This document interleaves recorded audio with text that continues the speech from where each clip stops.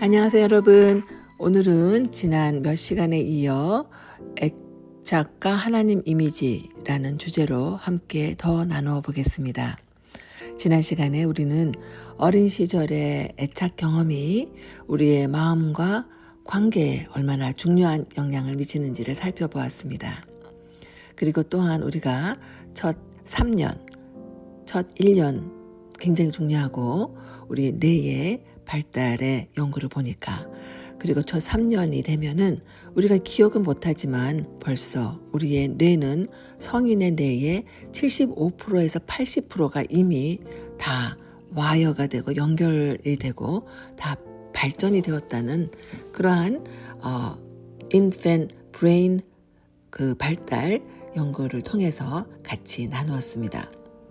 그래서 3살 버릇 여든 간다는 옛 어른들의 참 한국의 속담이 굉장히 큰 지혜로운 말씀이었구나라고 지금 우리 갓난아기들의 브레인 디벨롭먼트를 연구를 보니까 굉장히 타당한 말이라는 것을 우리가 알게 되었지요.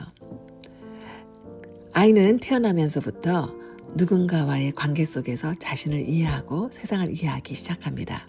특별히 부모나 양육자와의 관계 속에서, 경험 속에서 나는 어떤 존재인가, 세상은 안전한 곳인가, 다른 사람은 믿을 수 있는가, 이와 같은 아주 근본적인 질문에 대한 답을 경험을 통해 배우게 된다고 말씀드렸습니다. 그리고 이러한 경험이 쌓여서 심리학에서는 애착 이론에서는 내적 작동 모델이 형성된다고 말씀드렸습니다. 이것이 브레인이 성인의 브레인 75%에서 80%가 이미 형성되는 첫 3년에 우리의 뇌에 이미 입력이 된다고 말씀드렸지요. 이 내적 작동 모델은 어떻게 보면은 우리 안에 자리 잡은 하나의 관계 지도와 같은 것입니다. 보이지는 않지만 우리가 사람을 어떻게 바라보는지, 어떻게 기대하는지, 그리고 어떻게 반응하는지를 깊이 결정짓는 틀이라고도 할 수 있겠습니다. 예를 들어 어떤 아이는 부모로부터 첫 3년에 일관된 사랑과 보호를 경험하면서 내가 배가 고파서 울면은 많은 경우 사랑하는 엄마나 보호자가 와서 나를 따뜻하게 먹여주고 또 안아주고 사랑해주고, 이러한 일관된 사랑과 보호를 많이 경험하면서 자랐다면은 그 아이의 내적 작동 모델은 나는 사랑받을 수 있는 존재야, 나는 중요한 사람이야, 그리고 상대는 내가 믿을 수 있는 상대야, 나를 돌봐줄 수 있어, 이러한 내적 작동 모델을 형성하게 됩니다. 반대로 어떤 어린아이는 내가 한만 울어도, 배가 고파서 울어도 어떤 이유든 반복적으로 거절당하거나 그 필요가 채워지지 않았다면, 많은 경우 그 필요가 지속적으로 채워지지 않았다면, 또는 감정적으로 암만 울어서 내가 사랑에 그리워서 엄마가 좀 안아줬으면 했는데 많은 경우 방치되거나 예측할 수 없는 반응을 경험을 많이 했다면은 내적 작동 모델이 형성될 때 나는 중요하지 않은 사람이야, 내가 암만 울어도 사람은 믿을 수 없어, 나의 필요를 채워주지 못했어, 그리고 또 가까이 가면 상처받을 수도 있어, 이와 같은 내적 작동 모델을 갖게 될 수 있습니다. 여기서 중요한 질문이 하나 생깁니다, 여러분. 이러한 인간관계의 경험이 과연 우리의 신앙, 특히 하나님을 이해하는 방식에도 영향을 줄 수 있을까 하는 질문입니다. 여러분들은 어떻게 생각하시는지요? 많은 연구와 임상 경험은 여러분 그렇다고 말합니다. 우리는 하나님을 단순히 교리나 지식으로만 이해하는 존재가 아니라 관계적으로 경험하는 존재이기 때문입니다. 여기서 여러분 중요한 2가지 개념을 잠깐 설명드리고 구분해 보겠습니다. 바로 하나님 개념과 하나님 이미지입니다. 하나님 개념은요, 우리가 성경 공부나 설교 또는 신학을 통해 배우는 지적인 하나님의 이해입니다. 예를 들어 우리가 성경 공부나 성경을 통해서 하나님은 사랑이시다, 하나님은 전능하시다 등등, 이러한 것은 하나님에 대한 개념이라고 할 수 있습니다. 반면에 하나님 이미지는요, 우리 마음 깊은 곳에서 실제로 우리가 느끼고 있는 하나님에 대한 우리 자신들의 정서적 경험입니다. 예를 들어 어떤 사람은 머리로는 하나님은 사랑이시다 라고 알지만은요, 마음으로는 하나님을 차갑고 멀리 계신 분, 아니면 내가 잘못하고 교회를 빠지면 벌 주시는 분, 또는 쉽게 실망하고 나를 떠나시는 분으로 느낄 수 있습니다. 이 지점에서 여러분, 애착 경험과 내적 작동 모델, 우리의 브레인이 early on 어떻게 와이어가 됐는지 이 중요한 역할을 합니다. 어린 시절 아까 말씀드린 대로 안정적인 애착을 경험한 사람은, 그리고 긍정적인 내적 작동 모델이 형성된 사람은 하나님을 신뢰하기가 비교적 더 쉽고 자연스러울 수 있습니다.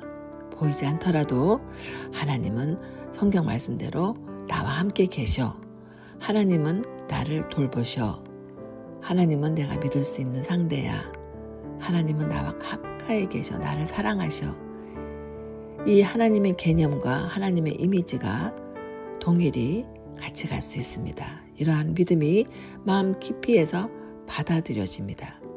그러나 혹이라도 어린 시절에 많은 거절과 불안정, 상처, 또는 아주 갓난아기 때 아주 내가 배가 고파서 울고 그랬을 때 많은 경우 나의 필요가 채워지지 않아서 부정적인 애착 형성과 또 내적 작동 모델이 우리 브레인에 입력이 되었다면, 하나님 개념으로는 하나님이 사랑이시고 나를 떠나지 않는 분이라고 알고 있지만은 머리로는, 마음으로는 이상하게 하나님이 두렵거나 하나님이 멀게 느끼거나 하나님이 진짜 나를 중요시 여길까?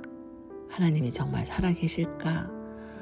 아니면은 하나님이 너무 바빠서 나의 이러한 기도는 들어주시지 못할 거야 등등, 성경에 말하는 하나님의 개념하고는 다른 하나님을, 왜곡된 하나님을, 두려운 하나님으로 느낄 수 있습니다. 그리고 그러한 하나님으로 관계할 수 있습니다. 예를 들어서 이런 경우를 생각해 볼 수 있습니다. 우리가 예를 같이 나누면서 우리 자신들을 또한 한번 돌아보시면 좋겠습니다.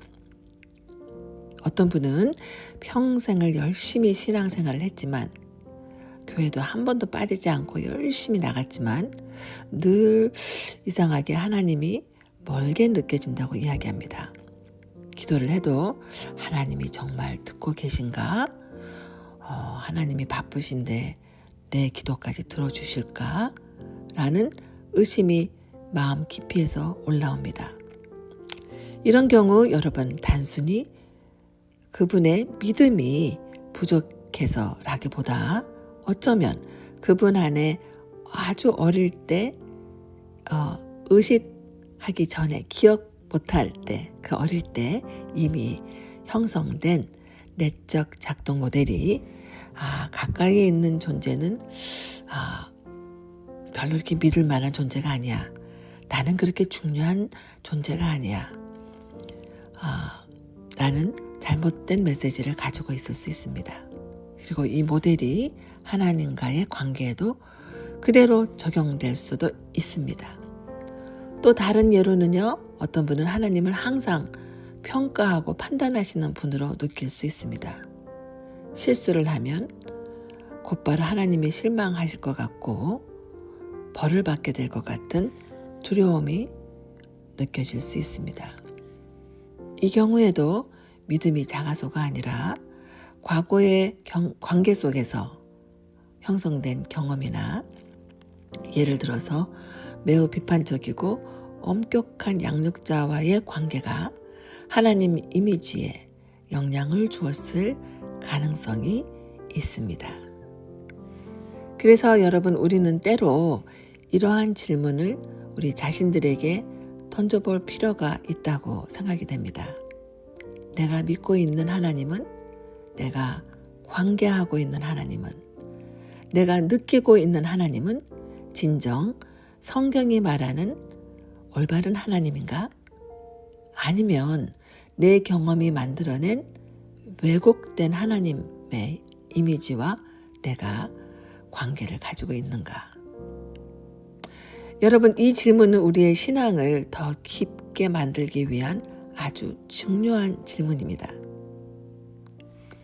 사랑하는 여러분, 하나님은 우리의 과거 경험에 갇히시는 분이 아닙니다. 그러나 우리는 그 경험의 틀 안에서 하나님을 오해할 수 있습니다.